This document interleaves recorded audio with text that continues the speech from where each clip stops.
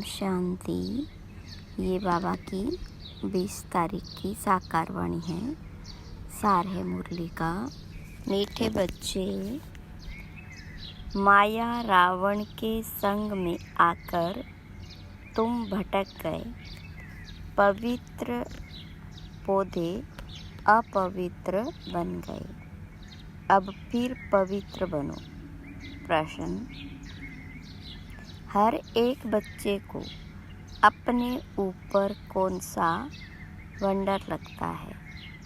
तो बाबा ने कहा, बाप को बच्चों पर कौन सा वंडर लगता है? तो बाबा ने कहा, बच्चों को वंडर लगता कि हम क्या थे, किसके बच्चे थे। ऐसे बाप का हमें वर्षा मिला था, उस बाप को ही हम भूल गए। रावण आया, इतनी फागी आ गई, जो रचयिता और रचना सब भूल गया। बाबा को बच्चों पर वंडर लगता, जिन बच्चों को मैंने इतना ऊंच बनाया, राज्य भाग्य दिया, वही बच्चे मेरी गलानी करने लगे। रावण के संग में आकर सब कुछ गवा दिया। ओम शांति। क्या सोच रहे हो? नंबरवार पुरुषार्थ अनुसार हर एक की जीव आत्मा अब अपने ऊपर वंडर खा रही है कि हम क्या थे, किसके बच्चे थे। और बरोबर बाबा से वर्षा मिला था, फिर कैसे हम भूल गए।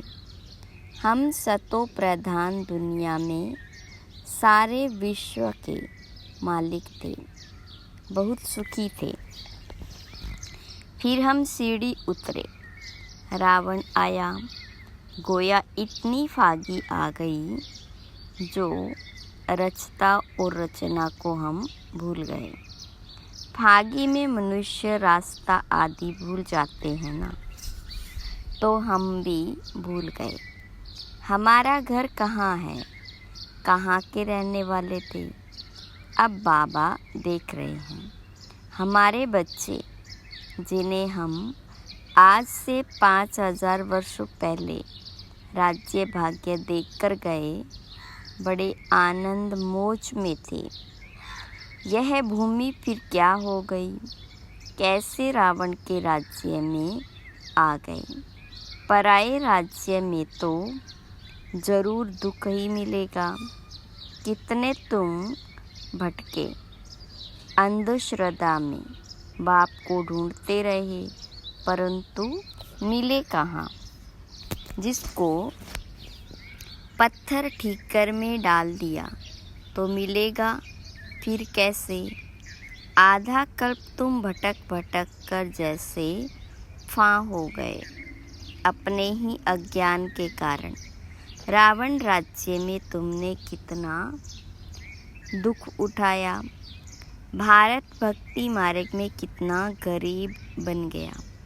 बाबा बच्चों की तरफ देखते हैं तो ख्याल होता है भक्ति मार्ग में कितना भटकते हैं। आधा कल्प भक्ति की है, किस लिए? भगवान से मिलने के लिए। भक्ति के बाद ही भगवान फल देते हैं। क्या देते हैं वह तो कोई जानते नहीं, बिल्कुल बुद्धू बन गए। यह सब बातें बुद्धि में आनी चाहिए।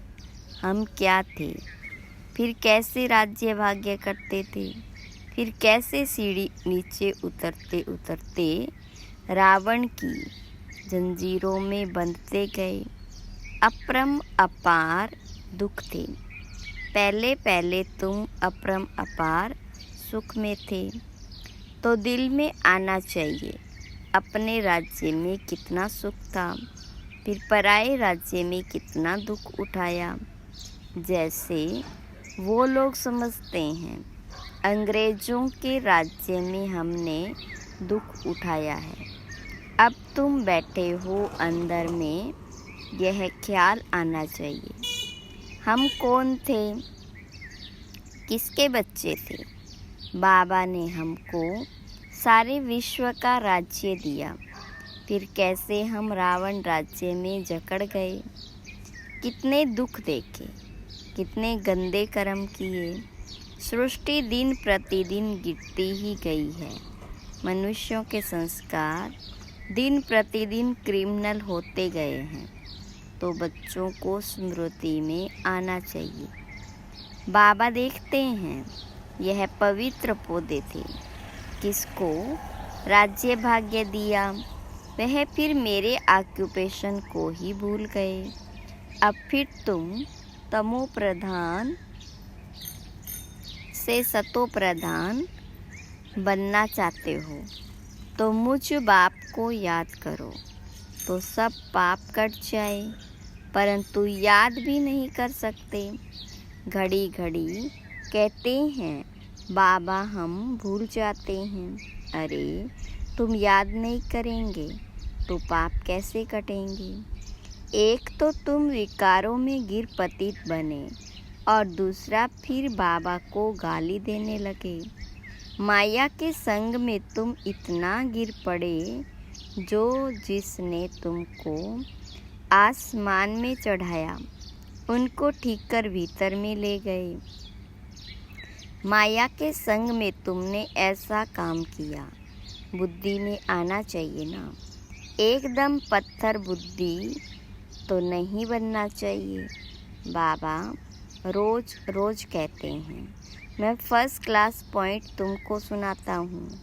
जैसे बॉम्बे में संगठन हुआ तो उसमें बतला सकते हैं कि बाबा कहते हैं भारतवासियों, तुमको हमने राज्य भाग्य दिया, तुम देवताएं हेवन में थे, फिर तुम रावण राज्य में कैसे आए?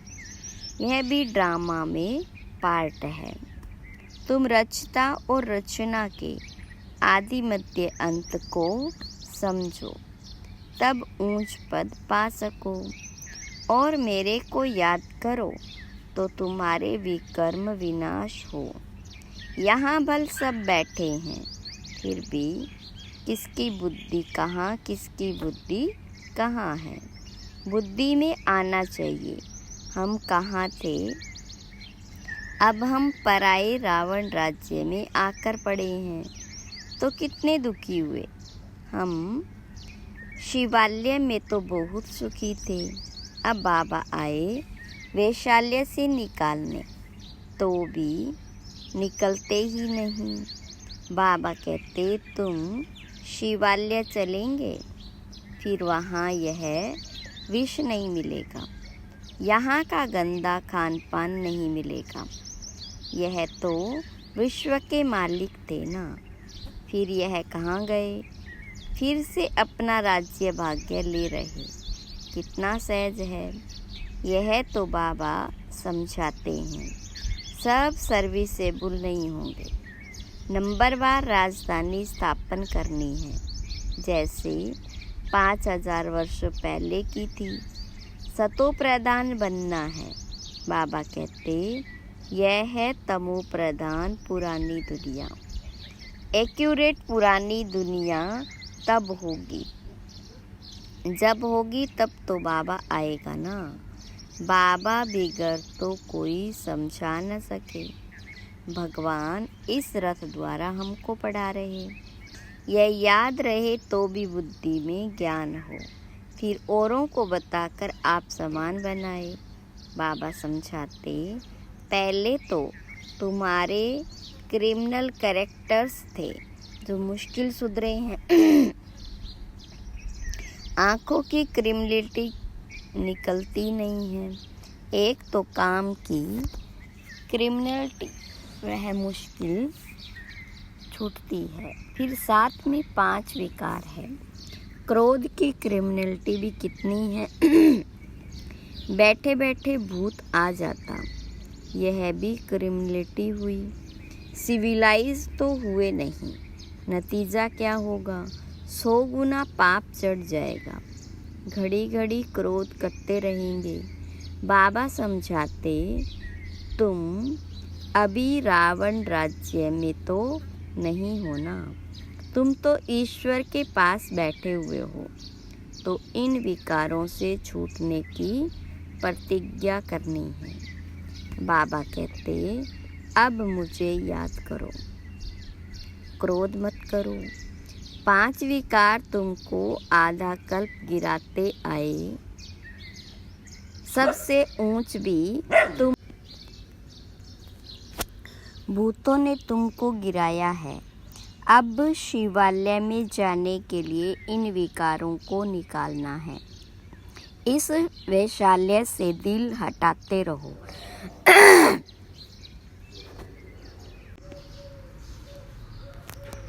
बाबा को याद करो तो अंत मते सुगति हो जाएगी। तुम घर में पहुंच जाएंगे और कोई यह रास्ता बता नहीं सकते। भगवानुवाच, मैंने तो कभी भी कहा नहीं है कि मैं सर्वव्यापी हूँ। मैंने तो राजयोग सिखाया और कहा तुमको विश्व का मालिक बनाता हूँ। फिर वहाँ तो इस नॉलेज की दरकार ही नहीं रहती। मनुष्य से देवता बन जाते, तुम वर्षा पा लेते हो। इसमें हठयोग आदि की बात नहीं। अपने को आत्मा समझो। अपने को शरीर क्यों समझते हो? शरीर समझने से फिर ज्ञान उठा नहीं सकते, यह भी भावी। तुम समझते हो हम रावण राज्य में थे, अब राम राज्य में जाने के लिए पुरुषार्थ कर रहे हैं। अभी हम पुरुषोत्तम संगम युगी वासी हैं। बलग्रस्त में रहो। इतने सब यहाँ कहाँ रहेंगे? ब्राह्मण बनकर सब यहाँ ब्रह्मा के पास भी नहीं रह सकते। रहना भी अपने घर में है और बुद्धि से समझना है। हम शूद्र नहीं, हम ब्राह्मण हैं। ब्राह्मणों की चोटी कितनी छोटी है। तो गृहस्थ में रहते, शरीर निर्वाह लिए धंधा आदि करते। सिर्फ बाबा को याद करो। हम क्या थे, अब हम पराई राज्य में बैठे हैं। कितना हम दुखी थे, अब बाबा हमको फिर ले जाते हैं। तो गृहस्थ व्यवहार में रहते, वह अवस्था जमानी है। शुरू में कितने बड़े बड़े झाड़ आए फिर उनसे कोई रहे, बाकी चले गए। तुम्हारी बुद्धि में है हम अपने राज्य में थे, फिर अभी कहाँ आकर पड़े हैं। फिर अपने राज्य में जाते हैं। तुम लिखते हो, कहते हो बाबा फलाना बहुत अच्छा रेगुलर था, फिर आते नहीं आते हैं तो गोया विकार में गिर, फिर ज्ञान की धारणा हो न सके। उन्नति के बदले गिरते गिरते पाई पैसे का पद पा लेते। कहाँ राजा कहाँ नीच पद, बल सुख तो वहाँ है ही, परंतु पुरुषार्थ किया जाता है ऊंच पद पाने का। बड़ा मर्तबा कौन पा सकते, यह तो सभी समझ सकते। अभी सब पुरुषार्थ कर रहे। किंग महेंद्र यानी गोपाल भोपाल के भी पुरुषार्थ कर रहा। वह किंग तो पाई पैसे के हैं। यह तो सूर्यवंशी राजधानी में जाने वाला है। पुरुषार्थ ऐसा हो जो विजयवाला में पा सके। बाबा बच्चों को समझाते, अपने दिल में जांच करते रहना है। हमारी आंखें कहाँ क्रिमिनल तो नहीं होती। अगर सिविलाइज हो जाए तो बाकी क्या चाहिए। बल विकार में नहीं जाएंगे, परंतु कुछ न कुछ आंखें धोखा देती रहती। नंबर 1 है काम। क्रिमिनल आई बड़ी खराब है, इसलिए नाम ही है क्रिमिनल आइज्ड। सिविलाइज्ड बेहद का बाबा बच्चों को समझाते, जानते तो है ना ये क्या कर्म करते, कितनी सर्विस करते। फलाने की क्रिमिनल आइज्ड अभी तक गई नहीं। अभी तक ऐसे गुप्त समाचार आते हैं। आगे चल और भी एक्यूरेट लिखेंगे, खुद भी फील करेंगे। हम तो इतना समय झूठ बोलते गिरते आए। ज्ञान पूरा बुद्धि में बैठा नहीं था, यही कारण था जो हमारी अवस्था नहीं बनी।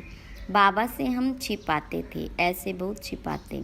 सर्जन से 5 विकारों की बीमारी छिपानी नहीं, सच बताना चाहिए। हमारी बुद्धि इस तरफ जाती है, शिव बाबा तरफ नहीं जाती। बताते नहीं हैं तो वह वृद्धि को पाती रहती। अब बाबा समझाते, बच्चे देई अभिमानी बनो, अपने को आत्मा समझो। आत्मा भाई है।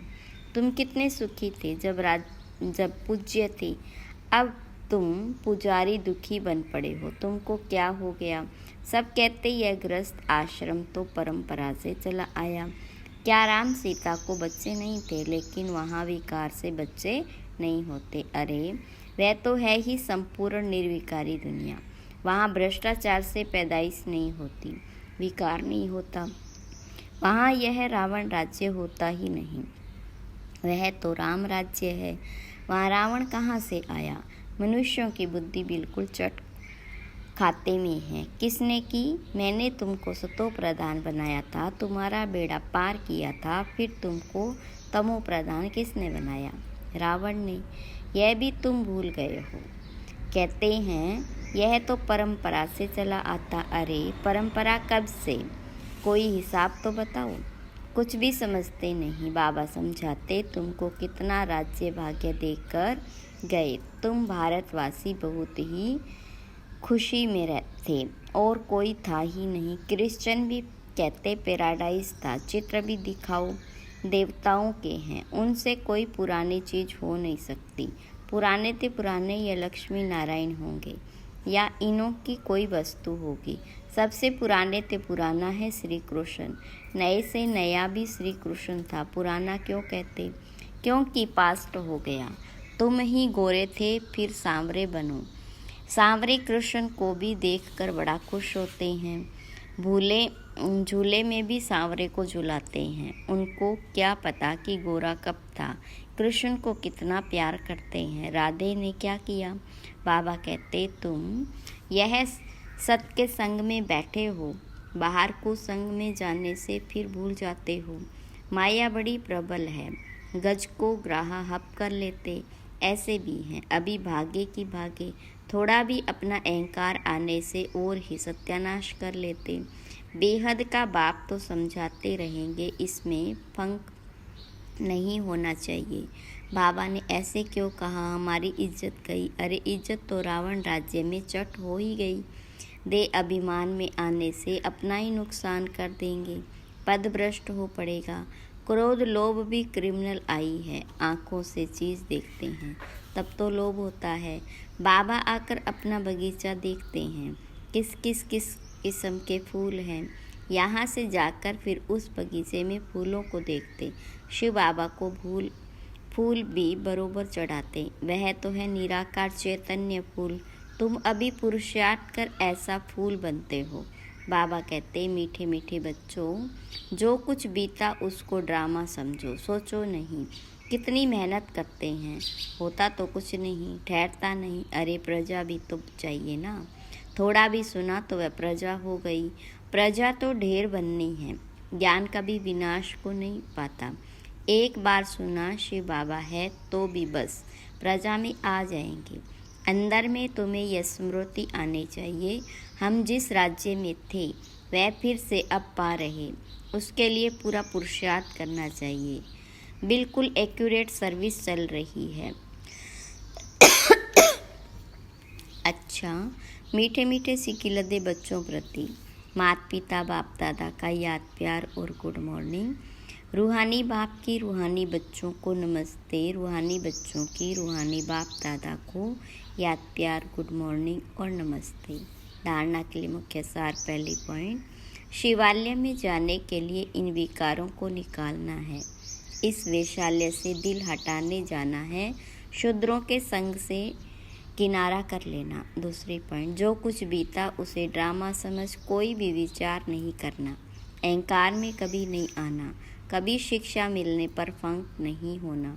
वरदान, खुशियों के खजाने से संपन्न बन।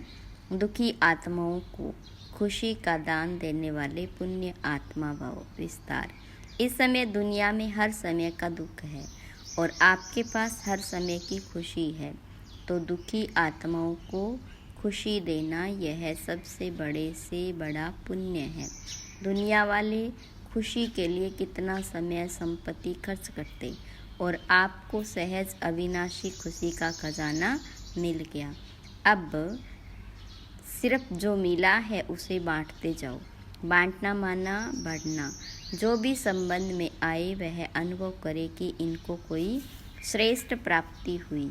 जिसकी खुशी है, स्लोगन। अनुभवी आत्मा कभी भी किसी बात से धोखा नहीं खा सकती, वह सदा विजयी रहती है। अच्छा, ओम शांति।